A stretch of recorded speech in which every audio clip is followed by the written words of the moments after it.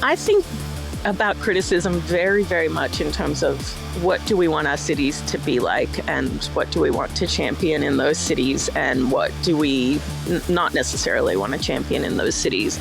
Welcome, everybody, to Dirty Linen. My name is Dani Valent, here with you, as always, to talk food, to chat to interesting people, to, validate our obsession with food through conversation with people who perhaps feel the same way. If you love the podcast, please tell your friends, put it on in the kitchen, on the dog walk, in the car, on the train. We love to know where you're listening as well as that you're listening. Give us a 5-star review. And sign up to our newsletter. We can do that. You can do that by clicking the link in our socials or head to the deepintheweeds.com.au website to sign up. We send out a newsletter every couple of weeks / when we get around to it. But we would love to land in your inbox as well as in your ears. Today's guest is someone I know pretty well, but I'd have to say I know her a lot better after reading her book. Besha Rodell is the chief restaurant critic at The Age. She is my colleague on the Good Food pages, both in print and online. And she has written a really delicious, illuminating memoir with an awesome title. It is called Hunger Like a Thirst. I feel like I'm the perfect audience for this book, working in a similar field and being very interested in Besha as a person as well as a writer and critic. And I'm really looking forward to this conversation. Welcome, Besha. Thank you. So happy to have you on the show. How awesome. How good. Now, I have to remember we're doing a podcast and not just having a chat as we sometimes love to do. Yes, we could probably talk for about 4 hours, but hopefully some of it would be interesting to everyone, but maybe not all. I want to start not with your book, but with a restaurant review that you wrote recently about Barragunda Dining, a restaurant that we've been following the journey of over the months on Dirty Linen. Barragunda recently opened at Cape Shank on the Mornington Peninsula. You gave it a cracking review. Tell us why you love Barragunda. I mean, it's just one of those restaurants that is really beautiful experience from the moment you arrive. And I mean, I don't want to disparage anything that's happened in hospitality in the last few years, but I do think that there's been a bit of a lack of ambition at the level that Barragunda is showing. And I completely understand why that is. I think people are, bruised and COVID, wreaked so much havoc. And so to kind of undertake something that is really super ambitious and probably pretty expensive to put together, it's not really where our scene has been. Like we've had a really good resurgence of pubs and of kind of like these bars that are restaurants, the Bar Olos and the Bar Bellamy's type of places that are just fantastic neighborhood spots, but there haven't been a whole lot of real destination things opening. And so it was just so lovely to walk in and be like, oh, this is like so considered, everything about the room, the way that the service is, it's a beautiful location. And it's just really obvious, everything about it, just from the second you walk in, is really obviously very deeply considered. And so it was just a thrill for me after years of not really having new places like that happen to see it done so well. That was kind of the underlying thing. And then the service there is just that really wonderful, very Australian, like it's super friendly. It's super down to earth. You feel like there's a real connection with the servers. It isn't stiff. It isn't, pompous at all. It's a really fun place to eat. And the food is just really beautiful. And it's also kind of a bargain. Like it's $145 a person. And I feel like I spend that just going almost anywhere these days, but this is like a proper tasting menu, and totally worth every dollar, I feel like. Yeah, I really agree with that. And I loved how you wrote about the light in Melbourne or in Victoria, and then also in that room. It was really beautiful. And, you finished by talking about the hope that the restaurant gives you. You also mentioned that it's definitely an ambitious and expensive place. It's got backing, which not every restaurant is fortunate enough to have. But I wonder, could you talk about, does it give you hope more generally? Like, do you think that there are places, that smaller independent businesses that are doing things without as much backing and money, what could they take from somewhere like Barragunda? I mean, I think that it's inspiring in a couple of ways. I mean, obviously, they have some pretty forward thinking practices there in terms of waste and their regenerative gardening and all of that. I think that stuff is very hard to do if you don't have backing. But I wrote a piece for the New York Times years ago about a place out in WA that, was growing all their own stuff and everything, and everyone's so impressed with it. And I'm like, yeah, it's at a winery. Like, they don't have to make any money, like it's a different business model, I think, sometimes when it's backed by a foundation or a wealthy family, or they're just, it's an extra for people visiting a winery rather than a standalone business on its own. But I do think that I hope that people take some inspiration from some of those forward-thinking practices in terms of waste. And I also, I really love the kind of, this food is not Middle Eastern. It is Australian. It's modern Australian, but it has these tiny little touches of Middle Eastern flavors throughout the meal that I just found really, again, pretty inspiring. That, I think we all struggle to kind of talk about what exactly Australian food is, but to me, that was a really beautiful expression of it in terms of saying, we're using the produce of this particular piece of land, and we are, making things that are kind of European influenced in a lot of ways. There's tomato with really nice cheese and bread and all of that stuff, but there's just this little hint of this other culture that's been really important to that particular chef, which I just love and think is done so elegantly there. And so I think that's also quite exciting, and people might take some inspiration from that. It did give me hope that, again, just that anybody would take on something like this at this point in time and have it, early weeks, but it's pretty hard to get in there. So, I think it's going to be a success. And that's just really nice to see too.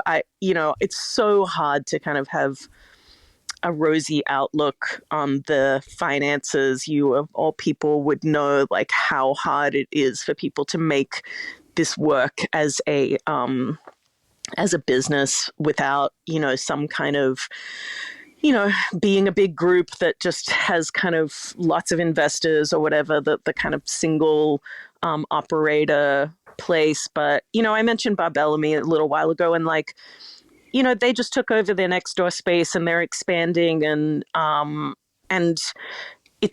do think that it's because they take a very, very personal approach. They're, the owners are there every day. They are trying to create community. They are, so I think that the really good operators are finding ways to, to prosper, even if it's razor thin still. It's, it's not all bad. I think your focus on community and the importance of that is the key. I think restaurants that really know who they are and are able to find an audience are the ones that are the most likely to, whether or not they want to expand or just, have a little bit of a kitty, have a bit of a buffer for winter, whatever it is, they're the ones that are going to, to be able to run the business the way that they want to. Besha, let's talk about the book, Hunger Like a Thirst. It's a memoir. I loved it. My goodness, you've had such an interesting life. Where do we start? Tell me why you wrote the book.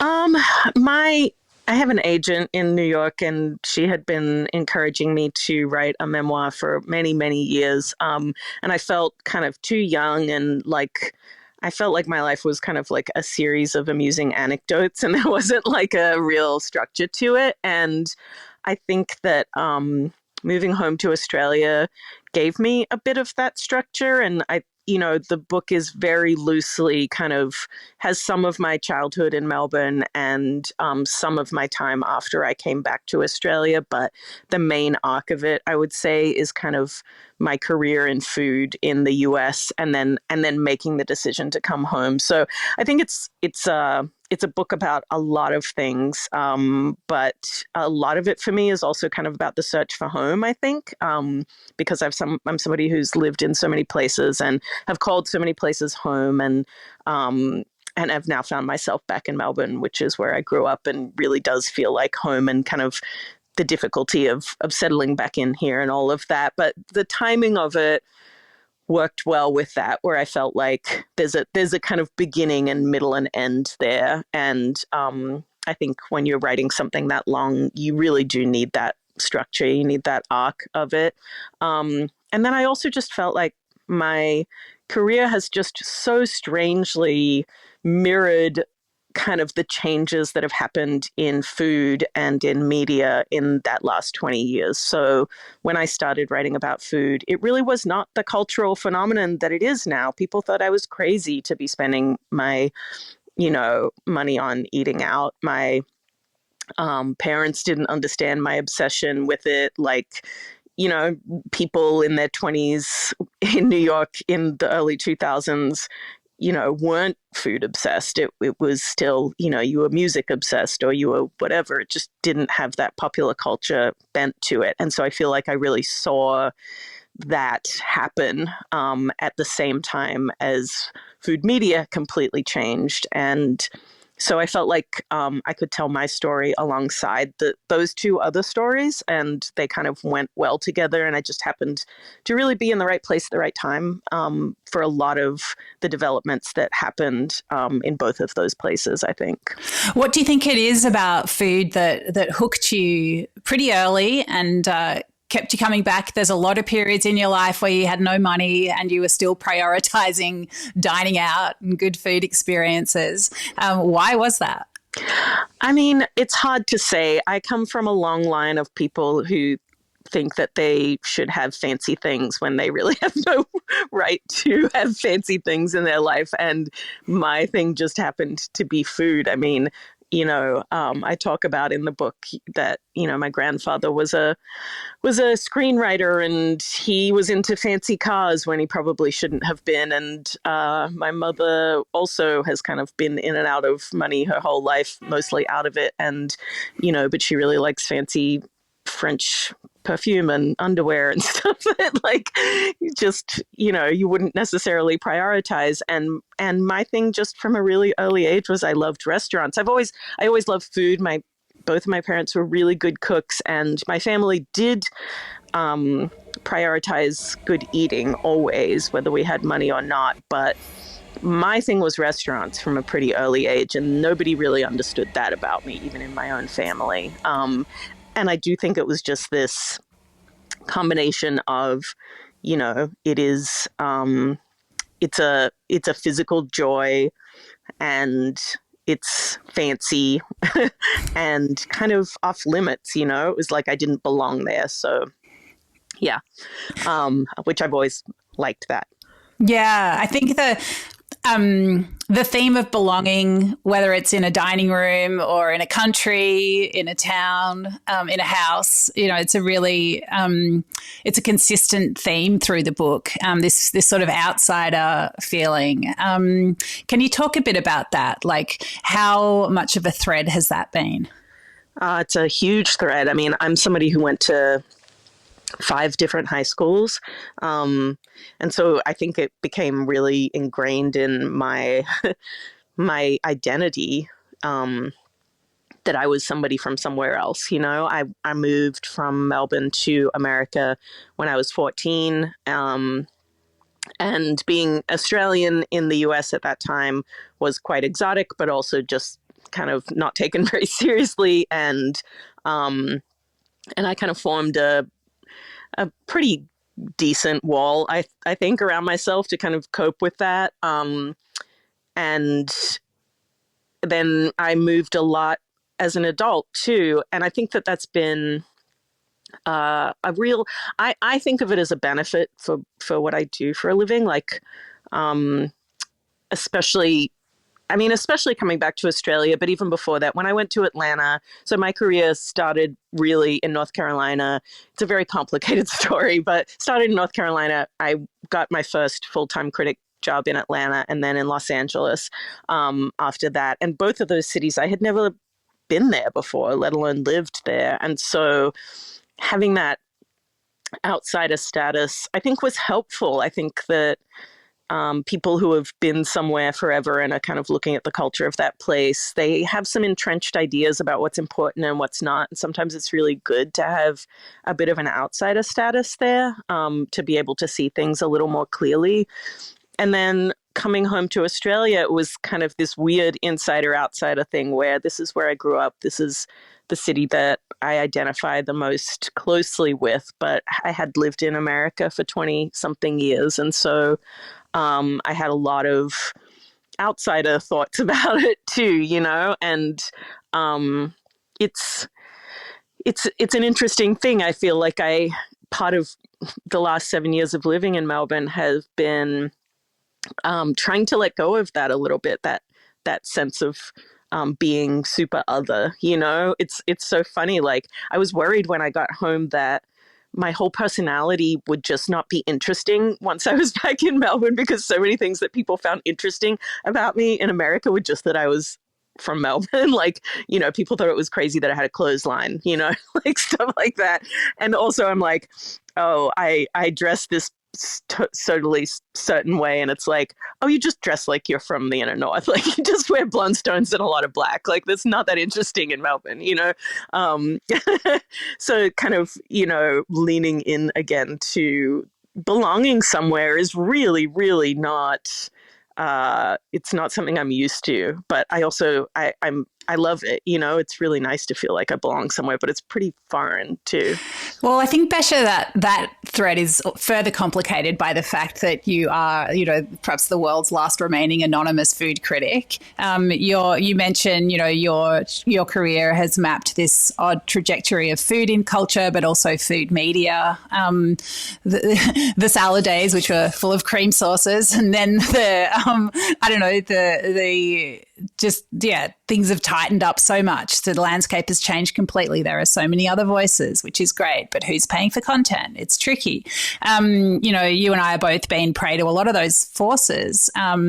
And there are good things and difficult things in amongst that. But I think the fact that you've hung on to anonymity has been a real point of difference to you. But as I understand it, the fact that you've published your memoir, it's really hard to promote a book, especially these days, without being a person with a face on some different mediums. How have you processed your anonymity and imminent lack of it? I'm not sure that I have processed it, and I'm a little freaked out right now because I think I made the choice. It was an ongoing discussion between me and the publisher. There were moments at which I kind of played with the idea of trying to keep it, even with this book coming out, and I really felt like I would be doing the book a bit of a disservice. Like, I want it to do well. I want people to read it. And to do that, I need to be able to do events. There was some talk, about like doing events in disguise or whatever. But as I write about in the book, anonymity has been very, very useful for me. I stand behind it as an idea that I understand why it's impossible these days. I wish I could keep it for a lot of reasons. But one of the things that I hate about it is it's inherent self-importance, right? Like, and I don't mean that in the terms of my career. I mean it in terms of just like day-to-day things. So I hate the fact that, I am shying away from photos. I'm shying away from putting name tags on. I have a name that is really weird. My name isn't Sarah, so it's like I have to make people shush when we're in restaurants, and all of that stuff just kind of screams this kind of self-importance that I really hate. And so I kind of couldn't bear the idea of trying to do events with a mustache on or whatever. Like, it just felt so stupid. when I first moved back to the US, I was working for the New York Times, and me and Sam Sifton, who was the food editor of the Times at the time, did a Melbourne food and wine event, and he interviewed me on stage, and I think I wore a knight's helmet or something like that, and it just was so stupid. It just felt so stupid, and so I guess I made the choice, that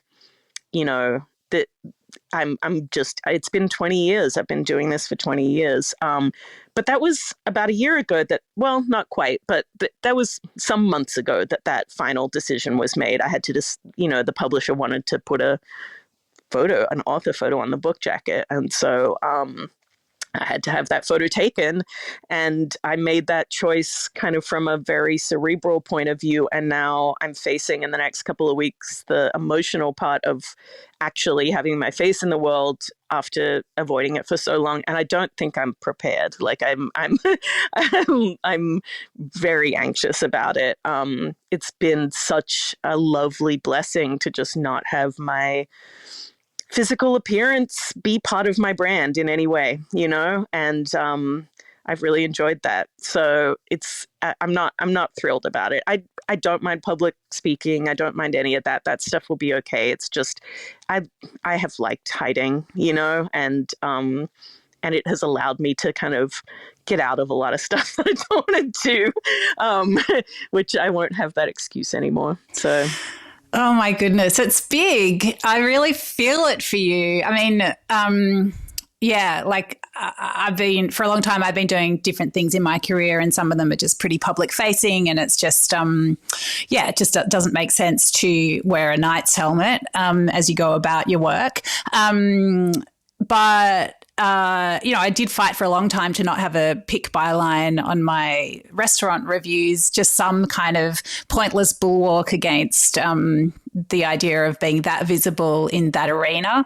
But yeah, it's a tricky space. I think I hear you from the professional point of view, but I wonder if just as a person living in a city, whether it will be a new layer of settling and feeling at home. I think that'll be something interesting to unfurl over the months ahead. Yeah, I think so too. I mean, it's an interesting space we're in, right? There's a very tiny sliver of the community who cares and knows who you are in the food space, and it's not like being, a host on the nightly news where you would go out on the street and everyone would be like, oh, that's who that is, but part of why I feel so comfortable in Melbourne, and I felt this way when I lived in New York too, and much less so when I lived in smaller communities, is that there's a bit of anonymity. Just you go out on the street and you blend in with everybody, and there's so many people and whatever. And so, but at the same time, I love, I live in Carlton, and my siblings all live very close by in Fitzroy, and it is really nice. It is the first time in my life that I've lived anywhere where if I walk out on the street, I'm likely to see many people who I know, just walking around doing my grocery shopping or whatever. And I love that. It does make me feel at home. So, and I've been back in Australia for 7 years, and I've been going to certain restaurants, over and over again in those 7 years. And a couple months ago, I was at Navi in Yarraville, and the chef, Julian Hills, was like, do I know you? Do our kids play soccer together? Whatever. And I just felt kind of lame at that point, being like, no, I don't know what you're talking about. It just, there is a part of it that feels false on a human level that I won't be sad to let go of. Yeah, totally. I really feel that as well. Besha, people are always fascinated about how a critic reviews a restaurant, what the approach is. I'd love you to talk through that. How do you choose where you write about, and what do you what's the architecture of constructing a restaurant review? I think about criticism very, very much in terms of what do we want our cities to be like, and what do we want to champion in those cities, and what do we not necessarily want to champion in those cities.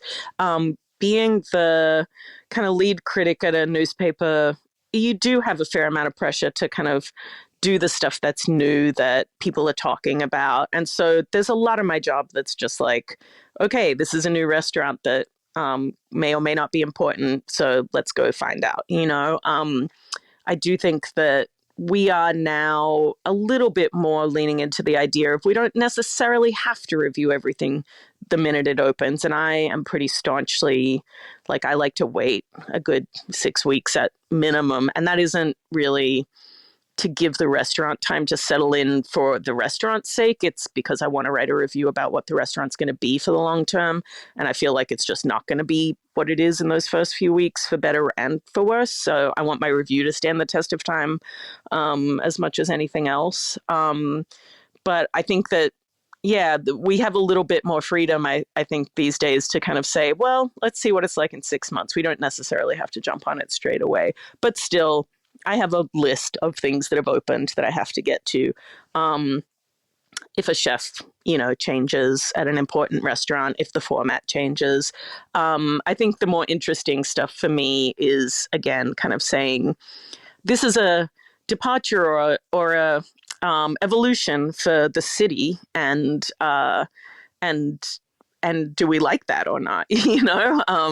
And one of the things that is great about Melbourne, and part of why I love Melbourne, is that I do think the reasons why it's a great dining city are things that I like. I think I would have a hard time being a critic in Las Vegas, because what makes Las Vegas a great dining city is like people from all over the world putting restaurants in a casino, so that there's no sense of place, really. There's no sense of community, and that isn't the case here. It was really interesting for me to review restaurants in Los Angeles because it has a bit of both of that. What makes LA a great dining city is partly the glitz, it's partly the tacos, and it's partly the glitz, so you have to take that at face value. And I strive to not have my own personal taste like infiltrate too much, but my own personal taste kind of lines up a lot with what is great about Melbourne, which is that, we have so many independent restaurants that just have so much heart in them and are, so personal.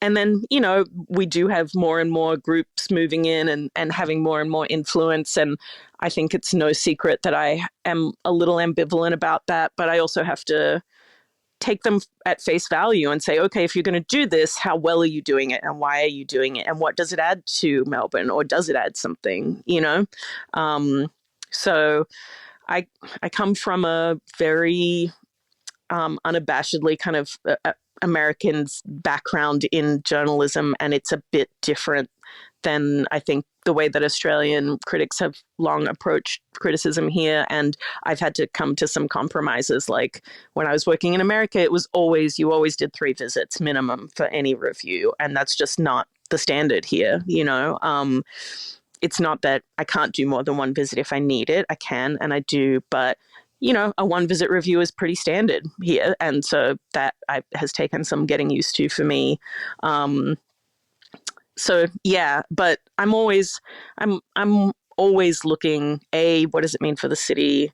And B, what is this chef / owner / operator trying to achieve with their restaurant, and how well are they doing that? And in that way, I feel very much like it's partly an act of, you're almost, I think I've said this to you before, it's almost like we're kind of consultants that they don't have to pay, it's like, how is this working and how is it not working? And I do try to be helpful, really, even in my criticisms. I want them to know what is working and what isn't. And they can take it or leave it. Obviously, it's my opinion. They don't have to agree with me, but I don't go at it looking for something to be snarky about or mean about, and even the things that I am saying, this is really not working. I'm trying to think of why and how it might work better, Yeah, for sure. I think one thing that's really changed in the time that we've both been writing about restaurants, Besha, is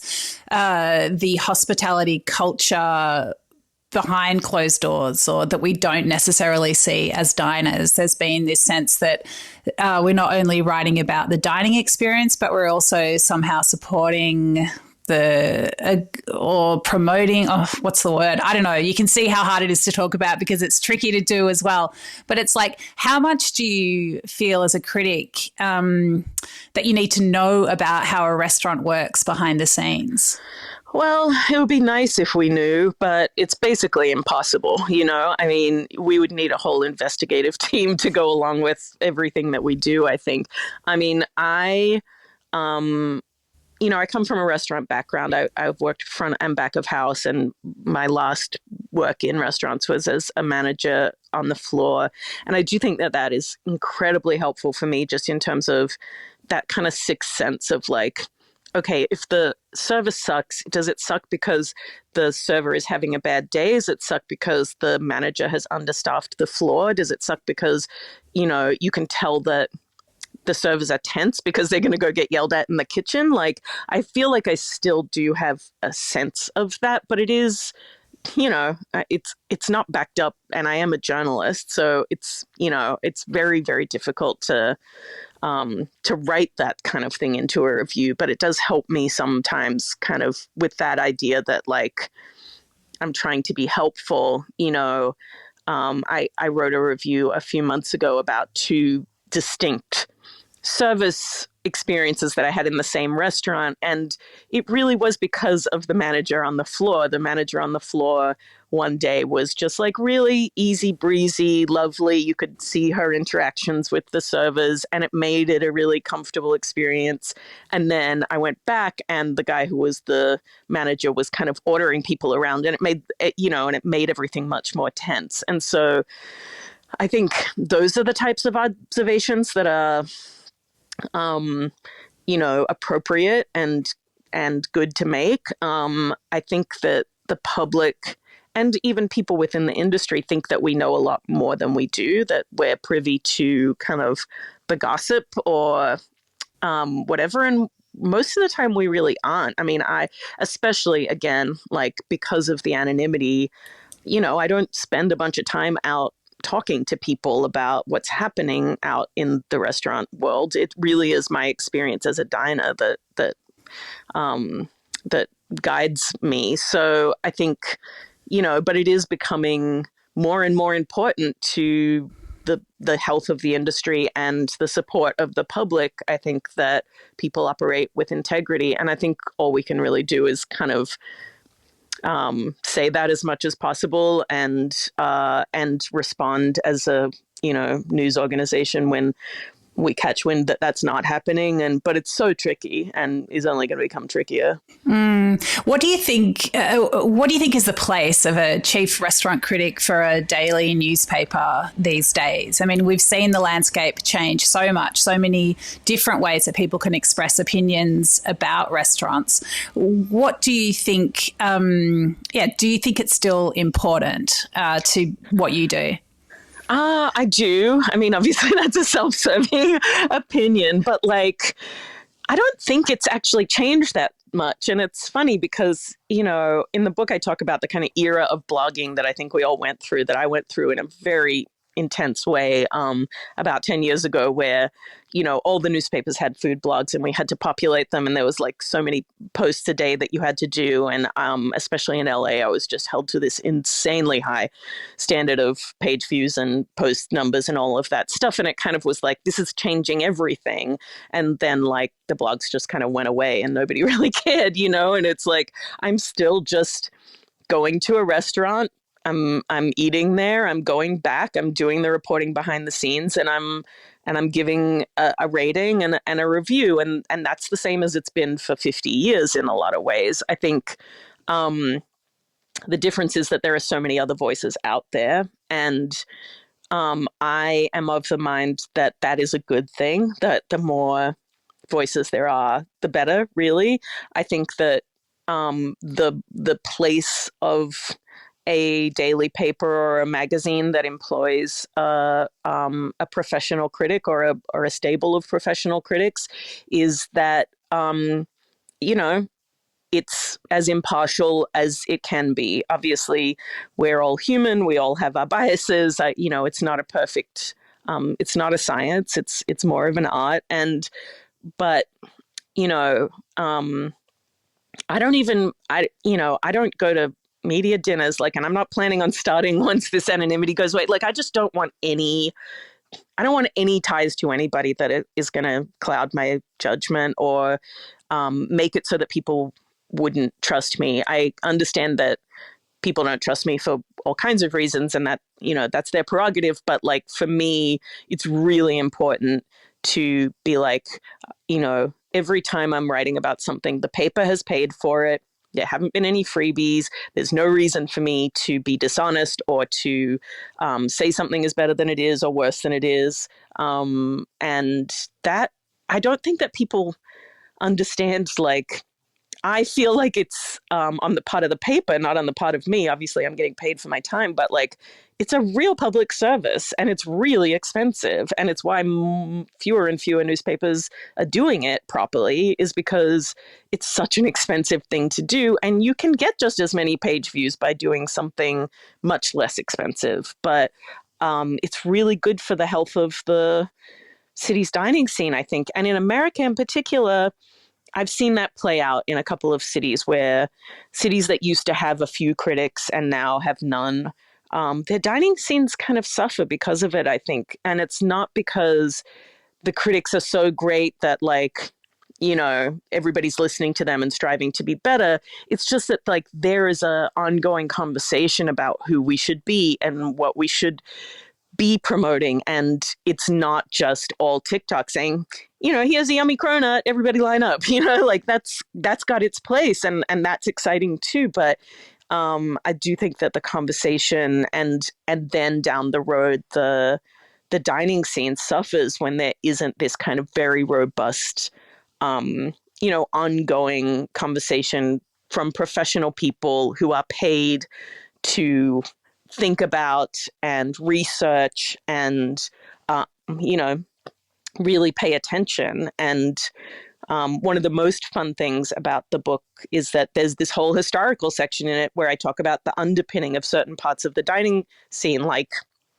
That's not something that, you're going to do without getting paid to do it for a living, Yeah. Well, yeah, I agree with all of that. And I would also say that perhaps when people are resistant to paying for content, whether, they hit a paywall on a website and they're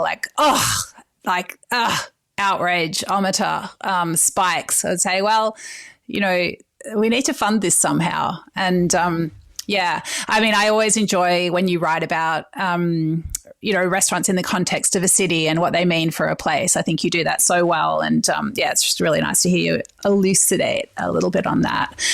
Besha, was there a part of the book that was particularly challenging to write? I have never written about parenthood before. And that has been very purposeful for me. I've been mostly a food writer my whole career, but I also have been lucky enough to work for organizations that were kind of small enough or nimble enough or, whatever, that if you were really interested in something else, you could write about it. So, I did a fair amount of reporting for the New York Times here when I got here that wasn't food related. In LA, if I was really into a band, I could review the musician. I was on the editorial board for a while in Atlanta, and I've written a lot of personal essays in my life as a freelancer, but I really had completely stayed away from writing about being a parent because I think there's so much.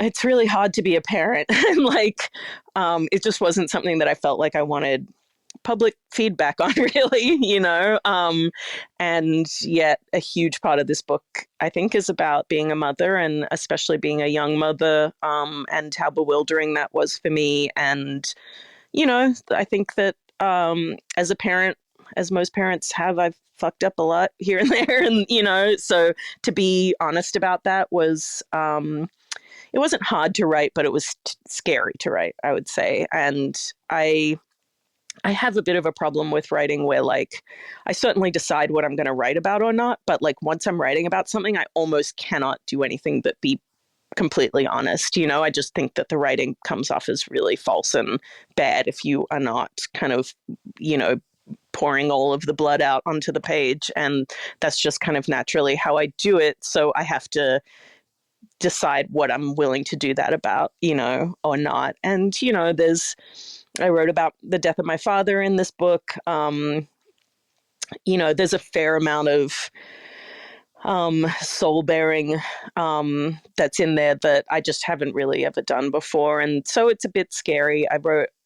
There's a pretty hefty chapter in there about Jonathan Gold, who is just so universally beloved and sainted, and for really good reason, but who I have a much, much more fraught relationship with as a you know, a pillar of food writing. And, you know, that is completely because I replaced him in his job at LA Weekly. And so I was compared to him for many, many years. And that was really hard. And so that's kind of scary too, because this is just somebody who is practically sainted. And for me to kind of say the things that I say about my relationship to his legacy, you know, it's a bit scary. But I mean, the whole book was not easy, and then it was easy, and then it was not easy. You know, I was supposed to turn in my manuscript during COVID, and I did not.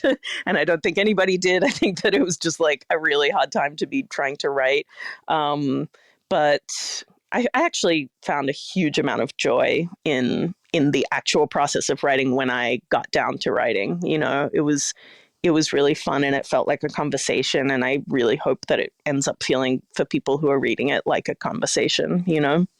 Well, I think that vulnerability and the honesty is a large part of what carries the reader along. It is, it's very vulnerable, and it's a great story. The way that you talk about your history and interweave it with the trajectory of food media, I think it's very skillfully done. And I recommend this book to everybody. So it is Hunger Like a Thirst by Besha Rodell. From food stamps to fine dining, a restaurant critic finds her place at the table. Thank you, Besha, for sitting at the table with me today. It's really great to have you on the podcast, and I wish you every success with the book, and also with with removing the knight's helmet and the cape of anonymity and stepping bravely into the light. Eep. Thank you. Thanks, Dani. This is Dirty Linen, and I'm Dani Valent. We air the issues that the hospitality industry finds hard to talk about, hearing from different people with unique perspectives. We want to hear from you as well.